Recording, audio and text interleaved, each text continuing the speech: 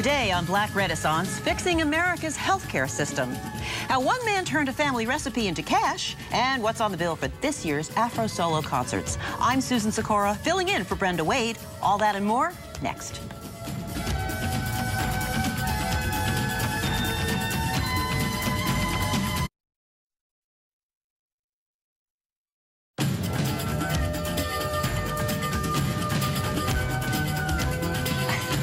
Okay, cooking 7 coming up. Can you tell? I've got the fork. All right, what's in your family cookbook? A secret family recipe became Bill Washington's ingredients for financial success. A New Orleans native, Bill's Creole Potato Salad is a hit in supermarkets nationwide. How'd he do it?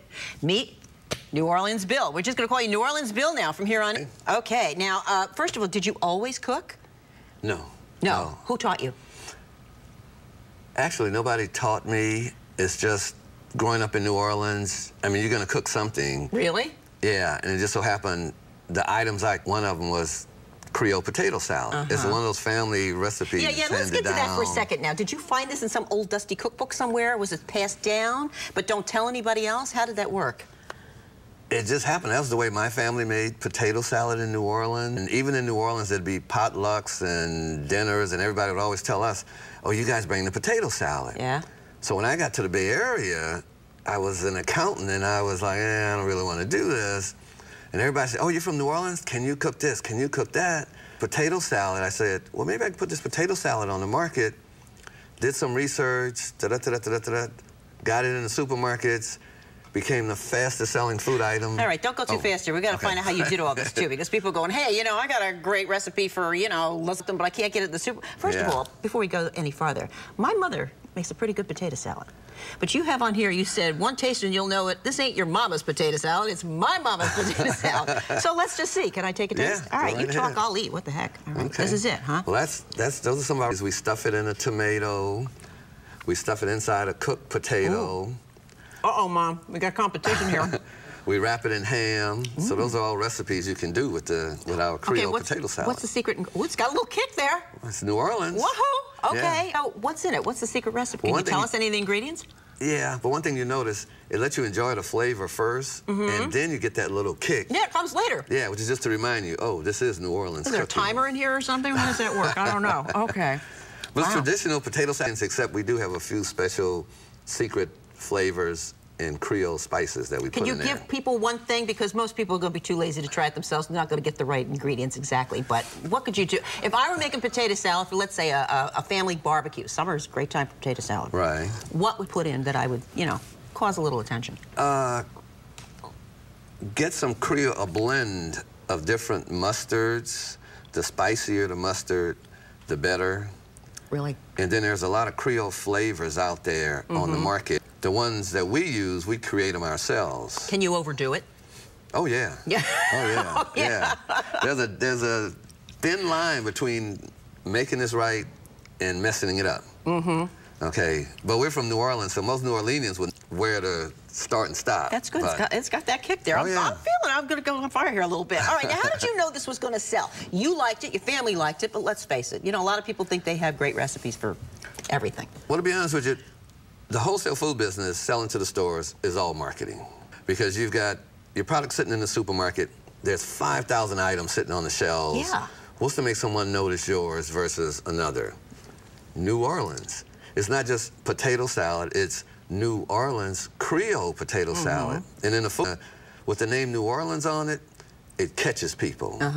And when I first started out, I used to call it Mother Dear's Creole potato salad. I mean, Mother Dear's potato salad. So I thought Mother Dear's was a cute name, but nobody would notice it. It was still in that. Okay, but you got the name, you've got the rest. I'm with you there, okay? But how do you get the person at Lucky's or at one of these other nationwide supermarkets to say, yeah, let's have that one come here and we'll carry it? And by the way, this is not in a package. You buy this by the pound in the deli section? Right. Okay. Right. So that's pretty special already, all right? Yeah. Well, you just have to. You put your package together, you make sure your product is marketable.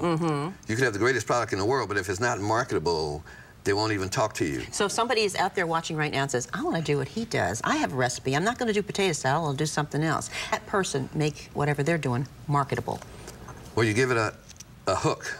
You've got to have a hook. You've got to have a name. You got to have something to attract people to it because they can't taste it. So you call it, let's say it's a pork chop. You call it Memphis pork chops if you're If it's a candy, you call it Roman candy or something. And then that's your hook to get it started. So you have to have a good name. Absolutely. I assume you have to have the recipe and the taste to go behind that name, or it's all over after the name. Well, to be honest with you, that's the easy part. The recipe. Because if it isn't good, you wouldn't even think about going in the food business anyway. So that's kind of like automatic. But it's all that other business stuff. The packaging, the look. How nervous were you going from, you were an accountant? Holy cow. All right. And you were also a barker, did I read? Oh, yeah. You were a barker in New Orleans? Yeah, well, New Orleans is one of the poorest cities in the U.S., so you take whatever job you can get. Yeah. And in the French Quarter on Bourbon Street, you've got all the music and entertainment clubs. And they have what we call barkers on the doors trying to attract people into the clubs. So you were calling them into, what, the jazz clubs? The strip joints. The strip joints. Okay, not to put too fine a point on it. All right, how long did it take you to get from accountant at the desk job to let's do the leap of faith here, and let's put this in the supermarket and make some money that I can live on, and I can say so long to the, the accounting? It took about 5 years, roughly, because I didn't really know what I was doing. So did you keep a little of the accounting going at the same time? In other words, oh, absolutely. Okay. Oh, yeah. I think that would be key if you're, no? Yeah, well, it all comes down to money. You got to have money. You got to have access to money. Yeah. And I finance my own business expansion. What if you hadn't been able to finance it? How would you have done it? Would you have gone to someone and cut them in for a little share of what you were doing? If I could, but in my case, the wholesale food business, people don't understand it unless they've been in the business. Because it's not like a restaurant or catering. It's different. It's totally different. And I couldn't really find anyone who understood, and I wasn't in that arena. I was coming from the account. So I would do accounting in the daytime for years and go in the factory at night and manufacture potato salad. And just did that until it just got to the point where I could leave the accounting job and roll the dice and say, okay, well, either this is going to not. And now here we are 18 years later, and it's still working. Wow. Okay. Yeah. All right. Well, it's inspirational to hear a story like that these days, because there's a lot of people thinking, what else can I do besides what I did or what I lost? So this is it. New Orleans Bill. If you would like to learn more about Bill and his home-style cooking, or where you can find it, we know it's at Albertsons for sure, you can go to his website, orleansbill.com. That's orleansbill.com. And Bill, thank you for being here, and thanks for bringing breakfast. Stay with us. Afro Solo's next. This is good. All right.